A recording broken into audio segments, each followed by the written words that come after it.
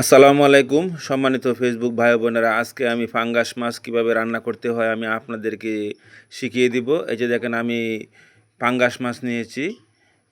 এই যে দেখেন, আমি এখন পাঙ্গাস মাছ রান্না করব। আমি মশলা দিতেছি। এই যে দেখেন, মরিচ দিতেছি আমি পরিমাণ মতো, আমি মরিচ দিয়ে দিলাম।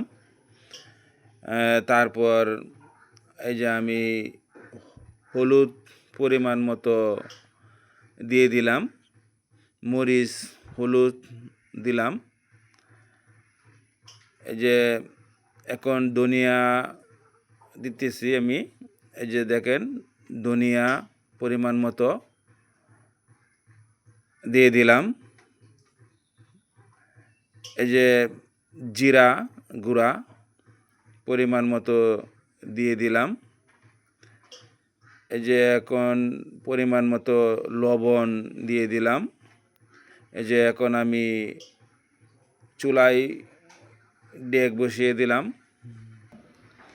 এই যে দেখেন, পরিমাণ মতো তেল দিয়ে দিলাম।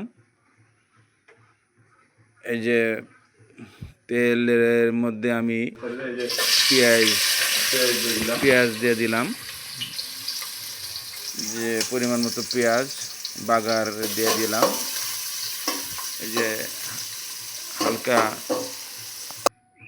বাদামি কালার হয়ে আসছে। বাদামি কালার হয়ে আসলেই ভালো করে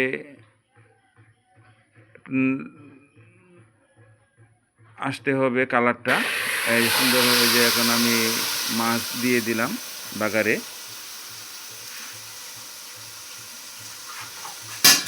এই যে মাছ দিয়ে দিলাম, কাঁচামরিচ দিয়ে দিলাম। এখন ভালো করে লাড়িয়ে দিতে হবে।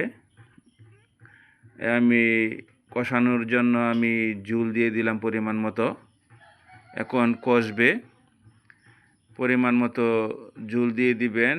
আপনারা যারা রান্না করতে পারেন না, তারা আজকে পাঙ্গাস মাছ রান্না কিভাবে করতে হয় আপনারা শিখে নেন। এই যে আমি একটু ডেকে দিলাম। এই যে কষানো হয়ে গেছে। এই যে দেখেন, কষানো হয়ে গেছে।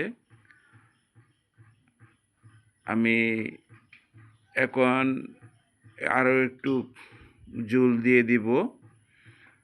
কষানোর পরে আবার জল দিতে হয়, অল্প পরিমাণ একটু জল দেবে। এই যে দেখেন, আমি একটু পরিমাণ মতো জল দিয়ে দিলাম। এখন আবার ডেকে দিব। আরও কয়েক মিনিট পর এই যে দেখেন, তরকারি হয়ে গেছে।